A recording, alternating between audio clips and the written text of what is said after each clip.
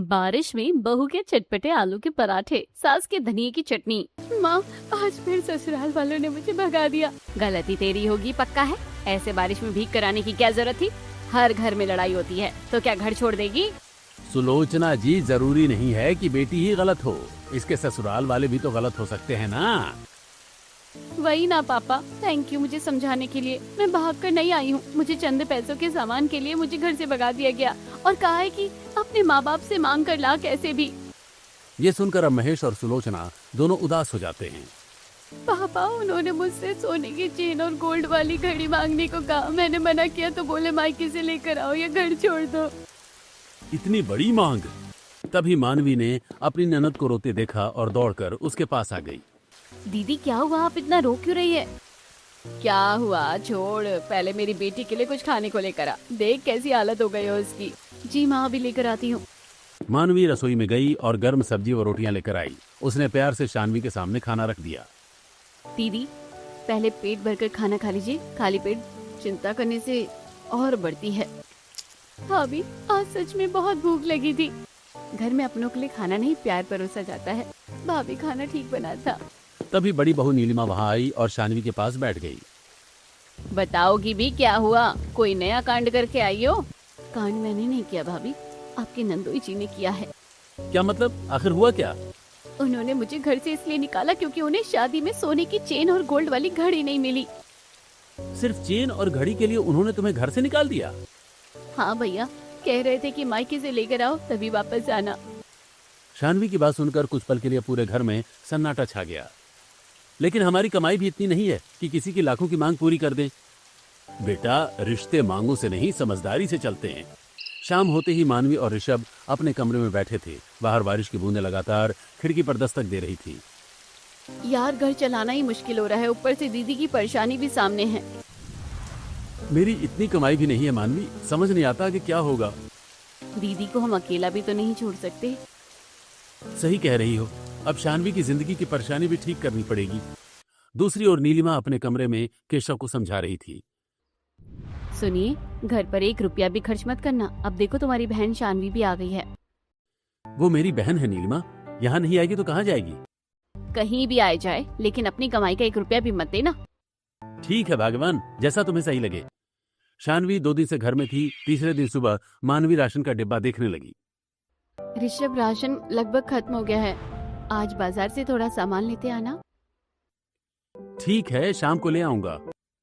Ration तो खत्म होना ही है। जब मुफ्त में लोगों को घर में बैठकर रखोगे तो अनाज भी पंख लगाकर उड़ जाएगा। नीलिमा की बात सुनकर शानवी का चेहरा उतर गया और वो चुपचाप अपने कमरे में चली गई। नीलिमा, बात कहने का भी एक तरीका होता है। माँ जी, मैंने तो सच ही कहा है। सुलोचना शानवी के कमरे में पहुंची तो बेटी खिड़की के पास बैठी आंसू पोंछ रही थी। बेटा, क्या हुआ? इतना मन छोटा क्यों कर रही है? माँ, क्या मैं आप लोगों पर बोझ हूँ? कैसी बातें कर रही है तू? तू मेरी बेटी है, बोझ नहीं। भाभी देखो ना, कैसे ताने देती है। लगता है जैसे मैं यहाँ आकर कोई गुनाह कर रही हूँ। बेटा, हर बात को दिल पर मत ले। पत्थर रास्ते में हो तो रास्ता नहीं बदलते, संभल कर निकल जाते हैं। लेकिन माँ, अपने ही घर में पराया महसूस होना बहुत दुख देता है। तो चिंता मत कर, तेरी माँ अभी जिंदा है। अगली सुबह बारिश और तेज हो गई। ऋषभ तैयार होकर काम पर जाने लगा तो उसने रसोई में वही आलू भुजिया देखी। यार मानवी, कुछ अच्छा बनाया करो, रोज यही आलू भुजिया और रोटी खाकर मैं बोर हो गया हूँ। अच्छा जी, आज बाहर इतनी बारिश है कि आपको कुछ चटपटा खाने का मन कर रहा है? बिल्कुल, आज तो मौसम भी कह रहा है, तो कुछ गर्मा गर्म खिलाओ। आप थोड़ी देर रुकिए, मैं आपका टिफिन लेकर आती हूँ। मानवी ने आटे की लोइयां बनाई और बची हुई आलू भुजिया को अच्छी तरह मसल लिया। क्यों ना आज इसी आलू की भुजिया में कुछ नया बना दूं? उसने आलू को आटे की लोई में भरकर पराठे बेले और तवे पर घी लगाकर सेकने लगी। ये लीजिए गर्मा गर्म आलू के पराठे और साथ में थोड़ा सा केचप। वाह, आज तो खुशबू से ही पेट भर गया। ऋषभ काम की जगह पहुंचा और साथियों के साथ अपना टिफिन खोलकर बैठ गया। अरे ऋषभ, आज टिफिन में क्या लाए हो? खुशबू तो दूर तक जा रही है। मेरी पत्नी ने आलू के पराठे बनाए हैं। अरे भाई, ये तो कमाल के बने हैं। रोज आलू भुजिया खाते थे और आज ये पराठे। भाभी के हाथ में तो जादू है भाई। सच कहूं तो मुझे भी नहीं पता था कि बची हुई सब्जी से इतना स्वादिष्ट खाना बन सकता है। साथियों की तारीफ सुनकर ऋषभ का चेहरा खुशी से खिल उठा। शाम को ऋषभ घर लौटा तो उसने देखा कि सूरज आंगन में बैठा हुआ है। जीजा जी, आप यहाँ? अपनी बहन को लेने आए हैं, और क्यों आएंगे? क्या हमसे हमेशा के लिए नाता जोड़ने आए हैं? भाभी, ऐसी बात नहीं है। मैं शानवी को लेने आया हूँ, लेकिन अपनी बात मनवा कर ही लेकर जाऊंगा। बेटा, कैसी बात मनवानी है? मेरी एक ही इच्छा है, शादी में जो सोने की चेन और गोल्ड वाली घड़ी नहीं मिली वो मुझे चाहिए। सूरज की बात सुनकर सभी एक दूसरे का चेहरा देखने लगे। जीजा जी, हम आपकी इज्जत करते हैं, लेकिन हमारी हैसियत भी देखिए। हमारी कमाई इतनी नहीं कि हम इतनी बड़ी मांग पूरी कर सकें। मुझे नहीं पता, मैं अपनी पत्नी को तभी ले जाऊंगा जब मेरी बात पूरी होगी। सुलोचना ने स्थिति संभालने के लिए मानवी से कुछ अच्छा बनाने को कहा। मानवी रसोई में गई, लेकिन सोच में पड़ गई। बहू, दमाजी के लिए कुछ अच्छा बना दे। माँ, समझ नहीं आ रहा क्या बनाऊं। तभी उसकी नजर बची हुई आलू भुजिया पर पड़ी। उसने उसे मसलकर फिर से आटे की लोइयों में भरना शुरू किया। आज इसी आलू भुजिया से फिर कमाल करते हैं। उसने पतले पतले पराठे बेले और ऊपर से चाट मसाला छिड़क दिया। माँ जी, जरा इधर आइए ना। क्या हुआ बहू?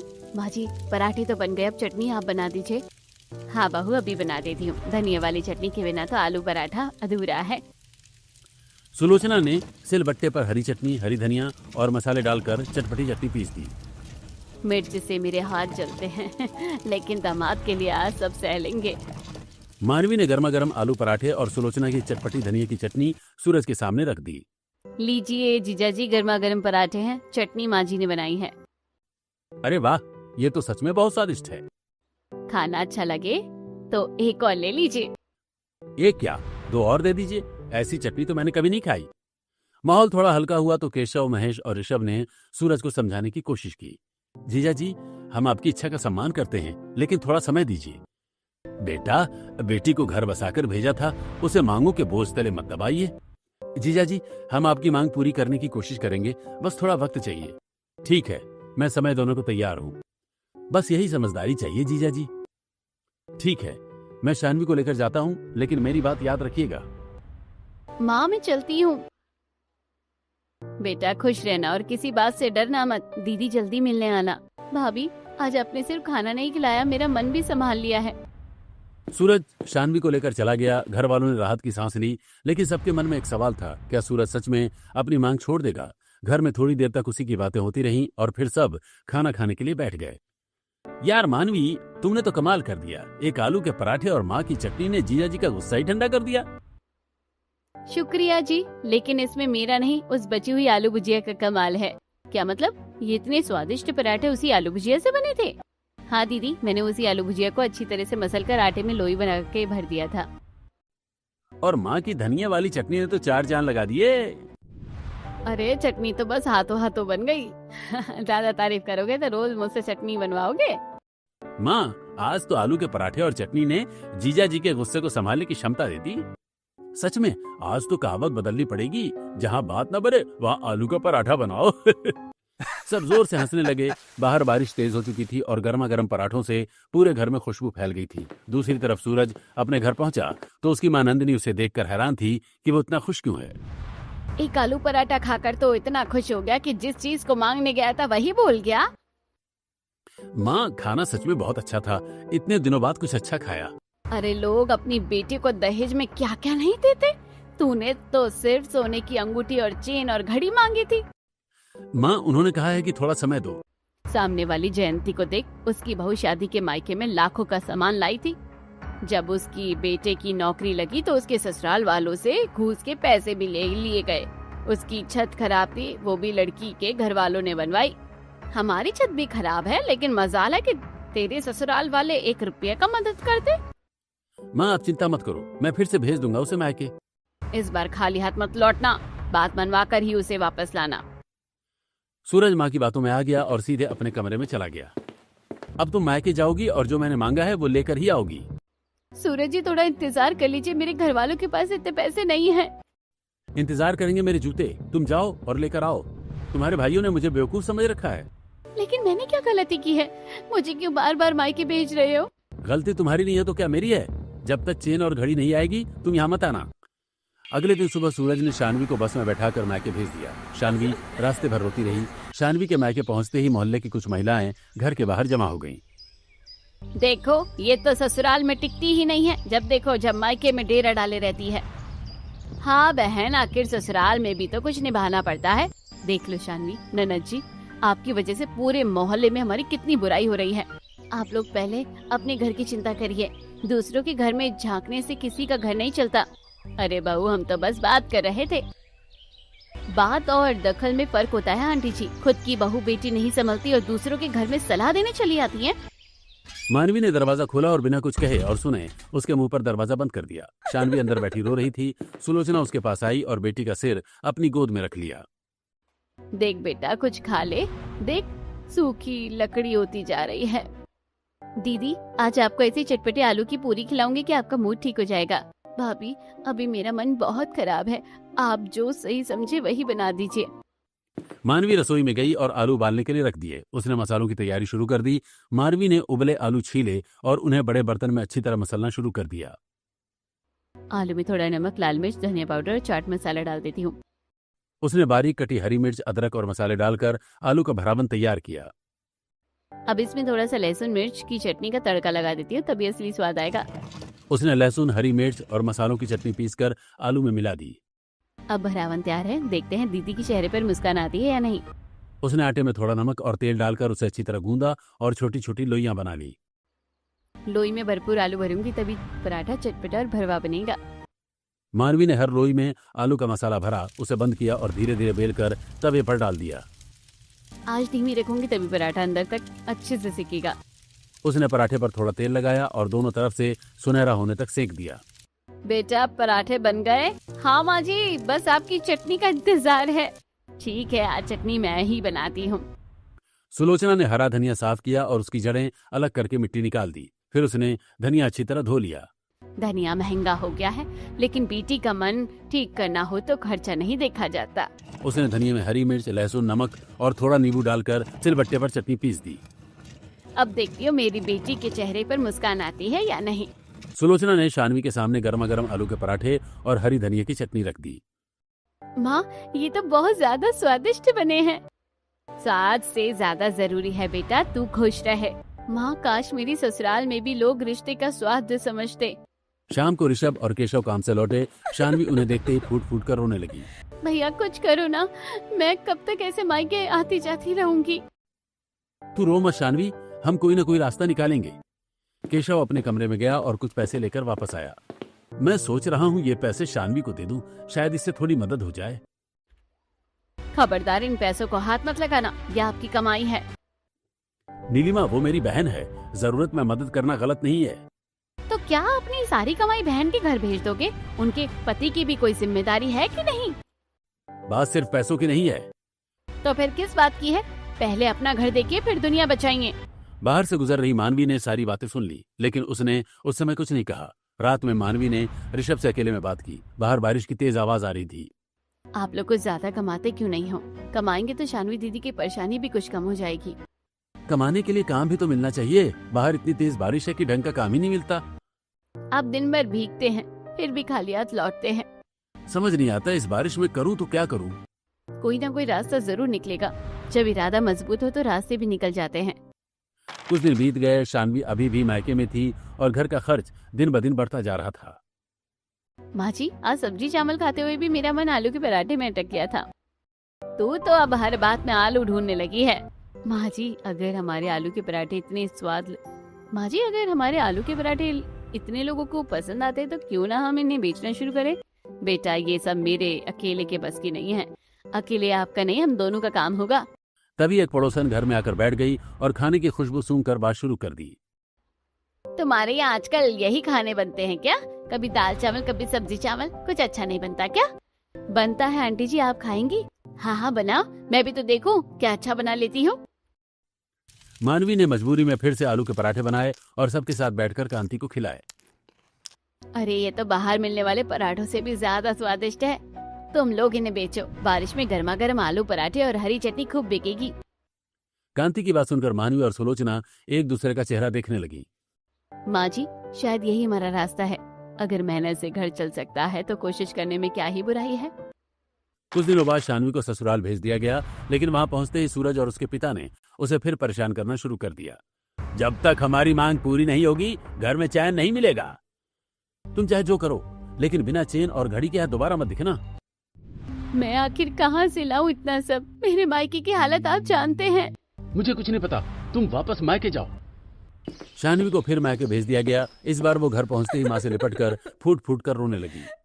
माँ, मुझे कुछ भी करके दिला दो, मैं अपने पति के साथ ठीक से रहना चाहती हूँ। बेटी, हम अपनी पूरी कोशिश करेंगे। मानवी एक तरफ घर की हालत देख रही थी और दूसरी तरफ शानवी की जिंदगी टूटती देख रही थी। उसे समझ नहीं आ रहा था कि किस समस्या को पहले संभाले। नीलिमा ने केशव से साफ कह दिया कि चाहे कुछ भी हो, वो शानवी को पैसे नहीं देगा। आप पैसे मत देना, अब माँ और मानवी को देखने दो कि वो क्या करती हैं। उसी समय घर में सब लोग फिर आलू के पराठों और धनिया की चटनी की तारीफ करने लगे। सच में अगर ये पराठे इतने लोगों को पसंद हैं, तो इन्हें बेचने का काम शुरू किया जा सकता है। माँ जी, क्यों ना हम आलू के पराठे बेचना शुरू करें? हाँ बहू, अच्छा विचार है। मेहनत हमारी होगी तो कमाई भी हमारी ही होगी। मानवी, तुम्हें जो सही लगे करो। जब भी मेरे पास समय होगा मैं तुम्हारे साथ जरूर दूंगा। अगले दिन ऋषभ काम की तलाश में एक सेठ के खेत पर पहुंचा। वहां उसे आलू खोदने का काम मिल गया। बारिश ने काम तो कम कर दिया है, लेकिन आज शायद किस्मत कुछ दे दे। आलू खोदते समय उसे कुछ कटे फटे आलू मिले, जिन्हें बाजार में बेचना मुश्किल था। अरे, ये तो हमारे काम आ सकते हैं, इन्हें घर ले जाता हूँ। उसने सारे ठीक ठाक आलू अलग किए और एक बोरी में भरकर घर ले आया। लो मानवी, अब आलू का इंतजाम भी हो गया। सच में? बस अब आटे का इंतजाम करना है। गेहूं का भी इंतजाम कर लेंगे, चिंता मत करो। सुलोचना सरकारी राशन की दुकान पर गई और राशन का गेहूं लेकर आई। मानवी ने गेहूं को साफ करने का काम शुरू किया। बेटा, गेहूं ले आई हूँ, अब देख इसमें कंकड़ पत्थर ना रह जाए। माँ जी, मेहनत का आटा होगा तो पराठे भी मेहनत वाले ही बनेंगे। मानवी ने गेहूं को अच्छी तरह चुनकर साफ किया और फिर उसे पिसवाकर ताजा आटा घर ले आई। देखिए माँ जी, कितना बढ़िया आटा आया है। अब इस आटे से ऐसा पराठा बनाना कि खाने वाला उंगलियां चाटता रह जाए। अगली सुबह बारिश के बीच मानवी जल्दी उठ गई। उसने आलू उबाले और उनका मसाला तैयार करना शुरू कर दिया। आलू में नमक, लाल मिर्च, धनिया पाउडर, अजवाइन और चाट मसाला डाल देती हूँ। उसने हरी मिर्च, अदरक और लहसुन डालकर मसाले को अच्छी तरह मिलाया। फिर आटे में नमक और थोड़ा तेल डालकर उसे गूंदा। अब हर लोई में भरपूर मसाला डालूंगी। पराठा जितना भरवा होगा उतना ही स्वाद आएगा। वो एक एक करके लोइयां बेलती गई और तवे पर धीमी आंच में पराठे सेकती गई। बहू, खुशबू तो पूरे घर में फैल गई है। माँ जी, अभी तो असली मजा चटनी में है। सुलोचना बाजार गई और बारिश के बावजूद ताजा हरा धनिया खरीद कर लाई। धनिया आज बहुत महंगा था, लेकिन शुरुआत है तो कमी नहीं छोड़नी चाहिए। माँ जी, आप धनिया साफ कर लीजिए, चटनी मैं आपके साथ मिलकर बनाऊंगी। सुलोचना ने धनिया की जड़ें अलग की, मिट्टी हटाई और उसे कई बार पानी से धोया। फिर धनिया, हरी मिर्च और लहसुन सिलबट्टे पर रख दिया। अब देखना, हमारी चटनी की खुशबू पर लोग खुद खींचे चले आएंगे और हमारे आलू के पराठे उन्हें वापस आने पर मजबूर कर देंगे। दोनों ने मिलकर चटपटी धनिया की चटनी पीसी और साफ डिब्बों में भर दी। घर के एक कोने में मानवी और सुलोचना ने पराठों की तैयारी का सामान सजा दिया। बाहर बारिश लगातार हो रही थी, लेकिन दोनों के चेहरे पर उम्मीद थी। तो आखिर हमारी दुकान की तैयारी शुरू हो ही गई। दुकान छोटी होगी लेकिन मेहनत बड़ी होगी। भगवान करे हमारे हाथ के ये पराठे घर की मुश्किलें आसान कर दे। एक बात याद रखना, बारिश चाहे जितनी तेज हो, मेहनत की आग बुझनी नहीं चाहिए। बाहर बारिश की बूंदें बरसती रहीं और अंदर आलू के पराठों की खुशबू फैलती रही। अब एक माँ और बहू अपने घर की मजबूरी को अपनी मेहनत की ताकत बनाने के लिए तैयार थी। अगले दिन सुबह से ही तेज बारिश हो रही थी। मानवी और सुलोचना ने घर के बाहर एक छोटी सी मेज लगाई और उसके ऊपर बड़ी सी छतरी लगा दी। माँ जी, छतरी ठीक से लगा दी है ना? बारिश का पानी पराठों तक नहीं पहुँचना चाहिए। हाँ बहू, अब चाहे बादल जितना बरसे हमारी मेहनत नहीं रुकेगी। दोनों ने गर्मा गर्म आलू के पराठे तैयार किए और चटपटी हरी धनिया की चटनी एक छोटे बर्तन में रख दी। माँ जी, आज देखते हैं कितने लोग हमारे पराठे खाने आते हैं। पहला ग्राहक चाहे 1 हो या 10, शुरुआत छोटी ही होती है। थोड़ी देर बाद बारिश से बचता हुआ एक आदमी उनकी मेज के पास आकर रुका। बहन जी, यहाँ आलू के पराठे मिल रहे हैं क्या? जी भैया, गर्मा गर्म आलू के पराठे और साथ में ताजी धनिया की चटनी।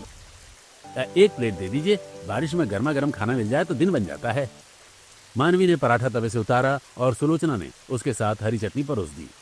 अरे वाह, ये तो बहुत चटपटा और स्वादिष्ट है। सच में अच्छा लगा भैया। बिल्कुल, आलू का मसाला बढ़िया है और चटनी तो कमाल की है। चटनी घर की है बेटा, इसलिए स्वाद भी घर जैसा है। कुछ पड़ोस की औरतें दूर खड़ी होकर दोनों को देखने लगी और आपस में बातें करने लगी। अरे देखो, नया धंधा शुरू हो गया, अब ये दोनों आलू के पराठे बेचेंगी। पता नहीं कितना कमा लेंगी इससे। 2 पराठे बेचकर दुकान थोड़ी चलती है। आंटी जी, एक बार खाकर देखिए, फिर बताइएगा स्वाद कैसा है। रहने दो बहू, जब मन करेगा तब खा लेंगे। कोई बात नहीं बहू, स्वाद को अपना रास्ता बनाने में समय लगता है। दोनों ने बिना किसी की बात का बुरा माने अपना काम जारी रखा। अगले दिन कई दिनों तक कभी 1 ग्राहक आया, कभी 2 और कभी 3। कमाई कम थी, लेकिन लोगों को पराठों का स्वाद बहुत पसंद आ रहा था। बहन जी, मसाला बहुत अच्छा है। ये हरी चटनी तो दोबारा देना। कल अपने दोस्त को भी लेकर आऊंगा। जरूर आइएगा, आपके लिए पराठा पहले से ही तैयार रखेंगे। धीरे धीरे चटपटे आलू पराठों और हरी चटनी का स्वाद आसपास के लोगों की जुबान पर चढ़ने लगा। एक शाम बिक्री खत्म करने के बाद दोनों सास बहू बैठकर दिन का हिसाब करने लगी। माँ जी, ग्राहक तो बढ़ रहे हैं, लेकिन कमाई अभी भी बहुत कम है। हाँ बहू, मेहनत तो पूरी है, लेकिन आमदनी उतनी नहीं। तुम दोनों घर के बाहर बैठकर इंतजार क्यों करती हो? एक ठेला बनवा लो और लोगों के पास खुद जाओ। ये बात तो सही है पिताजी, ठेला लेकर अलग अलग जगह जाएंगे तो ग्राहक भी बढ़ेंगे। फिर देर किस बात की, कल से नया तरीका आजमाते हैं। कुछ दिनों बाद दोनों ने एक छोटा सा ठेला तैयार करवाया। ऊपर बारिश से बचने के लिए मजबूत तिरपाल लगाई गई। माँ जी, अब हमारा पराठा सिर्फ घर के बाहर नहीं रहेगा। हाँ बहू, अब पराठा खुद लोगों के दरवाजे तक जाएगा। मानवी ठेले पर गर्मा गर्म पराठे बनाने लगी और सुलोचना ने ठेले के एक कोने में सिलबट्टा रख लिया। अम्मा, आप यहाँ सिलबट्टा लेकर बैठी हैं? बेटा, चटनी जितनी ताजी होगी, स्वाद उतना ही बढ़िया होगा। ग्राहक के सामने ही सुलोचना धनिया, मिर्च, लहसुन पीसकर ताजी चटनी तैयार करती। अरे वाह, ऐसी ताजी चटनी तो कहीं नहीं मिलती। एक दिन अचानक बारिश बहुत तेज हो रही थी। हवा के झोंकों से ठेले के तिरपाल उड़ने लगी। माँ जी, जल्दी पकड़िए, पानी आटे में जा रहा है। पहले आटा अंदर कर बहू, बाकी मैं संभालती हूँ। बारिश का पानी तवे के पास तक पहुंच गया। मानवी ने आटे का बर्तन उठाकर एक तरफ रखा। माँ जी, बार बार पानी आ जाता है, आटा खराब हो जाएगा। मेहनत की राह में थोड़ी कीचड़ आए तो रास्ता नहीं छोड़ते। दोनों ने तिरपाल को रस्सी से और कसकर बांधा। कपड़े भीग गए, लेकिन उन्होंने काम बंद नहीं किया। इतनी बारिश में भी आप लोग काम कर रही हैं। पेट की आग बारिश से थोड़ी बुझती है भैया। कुछ दिन बाद मानवी ने देखा कि धनिया लगभग खत्म होने वाला था। माँ जी, हरा धनिया तो खत्म होने वाला है, अब रोज बाजार से लेना पड़ेगा। मेरे साथ आ बहू, एक चीज दिखाती हूँ। सुलोचना उसे पीछे आंगन में ले गई। पूरा आंगन हरी धनिया से भरा हुआ था। माँ जी, ये सब धनिया यहाँ कैसे उग गया?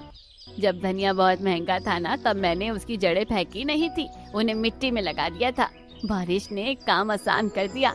अब हमें रोज महंगा धनिया खरीदने की जरूरत नहीं है। अरे माँ जी, यहाँ तो पुदीना भी लगा है। हाँ, चटनी का इंतजाम घर के आंगन में ही कर दिया है। माँ जी, आपने तो कम खर्च में इतना बड़ा इंतजाम कर दिया। नीलिमा दूर से दोनों को देख रही थी। उसे विश्वास नहीं हो रहा था कि सास बहू इतनी मेहनत कर रही हैं। मैं भी देखती हूँ आखिर ये लोग आलू के पराठे बेचकर कितना कमा लेंगे। लेकिन समय के साथ ठेले पर ग्राहकों की संख्या बढ़ती गई। मानवी और सुलोचना रोज पैसे बचाने लगी। एक दिन सुलोचना और मानवी शानवी के पास बैठी। शानवी अभी भी अपने पति की मांगों से परेशान थी। बेटा, अब तो चिंता मत कर, तेरे सारे सपने पूरे होंगे। दीदी, आप भी एक दिन अपने ससुराल में राज करोगी, बस थोड़ा वक्त और। भाभी, आप दोनों मेरे लिए इतना कर रही हो, मैं कभी नहीं भूलूंगी। तभी अचानक सूरज और धर्मेंद्र घबराए हुए घर में दौड़ते हुए आए। शानवी, जल्दी चलो, सूरज का एक्सीडेंट हो गया है। क्या? सूरज जी को क्या हुआ? फोन आया था, उन्हें एम्बुलेंस से अस्पताल ले जाया गया है।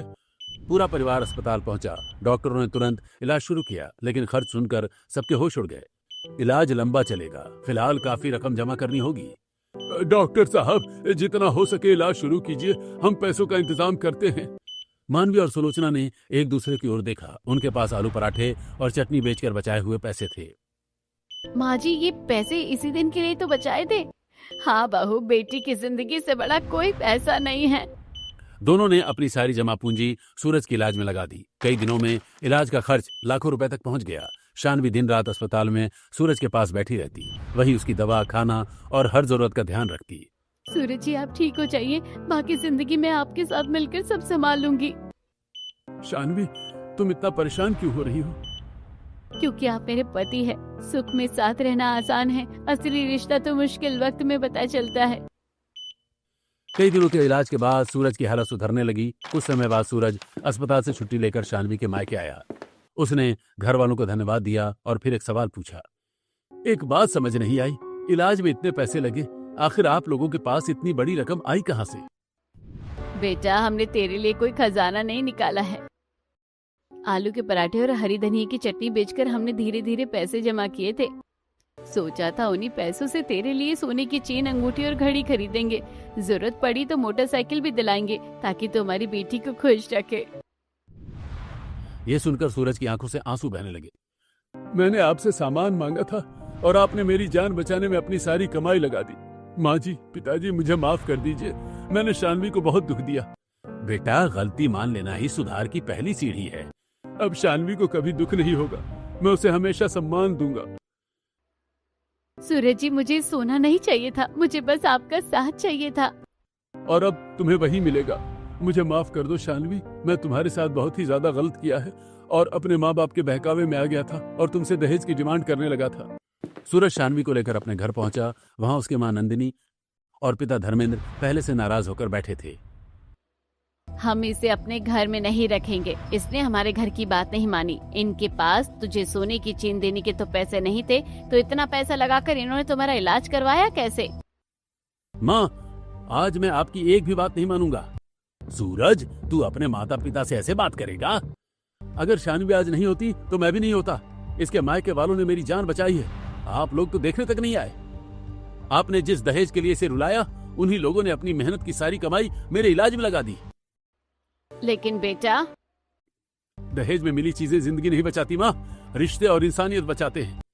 नंदिनी और धर्मेंद्र चुप हो गए। पहली बार उन्हें अपनी गलती का एहसास हुआ। शानवी को ससुराल में सम्मान के साथ रखा गया। अब सूरज उसकी हर बात सुनता और हर फैसले में उसका साथ देता। शानवी, अब तुम्हें मायके से कुछ लाने की जरूरत नहीं। तुम अपने साथ जो प्यार लाई हो वही हमारे घर के लिए काफी है। और मैं भी अब यही चाहती हूँ कि हमारा घर किसी मांग पर नहीं, प्यार पर चले। उधर मानवी और सुलोचना का आलू पराठे का और धनिया की चटनी का ठेला भी चलता रहा। अब लोग दूर दूर से उनके पराठे खाने आने लगे। अम्मा, एक प्लेट पराठा और ज्यादा चटनी देना। चटनी जितनी चाहिए ले लो बेटा, अब धनिया अपने आंगन का है और पराठे भी अपने घर के हैं। बारिश अब भी होती थी, लेकिन इस बारिश से अब उन्हें डर नहीं लगता था। इसी बारिश में उनकी मेहनत को रास्ता दिया था और आलू के पराठों ने पूरे परिवार की किस्मत बदल दी थी। उसी घर की सास बहू ने अपनी मेहनत से ऐसा सहारा खड़ा कर दिया था जिसे देखकर हर किसी को समझ आ गया, रिश्तों की असली कीमत सोने की चेन नहीं, बल्कि मुश्किल समय में साथ खड़े होने से होती है। समय बीतता गया। मानवी और सुलोचना रोज सुबह अपना ठेला लेकर निकलती और गर्मा गर्म आलू के पराठे व चटपटी धनिये की चटनी बेचती। अब उनके ठेलों पर ग्राहकों की लाइन लगने लगी थी। माँ जी देखिए, आज तो सारे पराठे जल्दी बिक गए हैं। लगता है हमारी मेहनत रंग ला रही है। हाँ बहू, मेहनत का फल देरी से मिले लेकिन मीठा जरूर मिलता है। धीरे धीरे उनकी कमाई बढ़ने लगी। दोनों ने सबसे पहले अपने पुराने घर की टूटी छत और दीवारों की मरम्मत करवाई। बारिश में जहाँ कभी पानी टपकता था, अब वहाँ पक्की छत थी। सुलोचना जी, अब बारिश में बाल्टी लेकर बैठने की जरूरत नहीं पड़ेगी। ये सब हमारी बहू मानवी की मेहनत का नतीजा है। माँ जी, ये सिर्फ मेरी नहीं, हम दोनों की मेहनत है। आपने चटनी संभाली और मैंने पराठे। इसके बाद उन्होंने घर का बाकी खर्च चुकाया, जरूरी सामान खरीदा और कुछ पैसे भविष्य के लिए बचाने लगे। शानवी ने भी अपने ससुराल में सम्मान के साथ रहने लगी और सूरज ने दहेज की मांग हमेशा के लिए छोड़ दी। मानवी, तुमने सच में घर की हालत बदल दी। जब घर के लोग साथ हो तो छोटी सी मेहनत भी बड़ा बदलाव ला देती है। बारिश की वही गलियां अब उनके आलू के पराठों की खुशबू से महकती थी। जिस बहू को कभी घर के खर्च की चिंता थी, आज वही अपने परिवार की आर्थिक मजबूती की वजह बन चुकी थी। वहीं दूसरी तरफ निर्मल, बस तुम्हारी वजह से हमसे अब घर में कोई ढंग से बात नहीं करता। आखिर तुम्हें इतनी जलन क्यों है अपनी ही देवरानी से? मुझसे इतनी मेहनत नहीं होती, ना ही मुझे कोई शौक है दुकानदारी करने का। और आपको मुझसे इतनी दिक्कत है तो मैं आपके घर से चली जाऊंगी। वैसे भी मैंने अपने बच्चे को उसके नानी के घर पर रखा हुआ है। कुछ दिनों बाद बारिश के मौसम में बहू के चटपटे आलू के पराठे और सास की धनिया की चटनी ने ऐसा कमाल कर दिया कि उस घर की स्थिति एकदम ठीक हो चुकी थी और सब खुशी खुशी रहते थे। दोस्तों, आपको बारिश में सबसे ज्यादा क्या खाना पसंद है?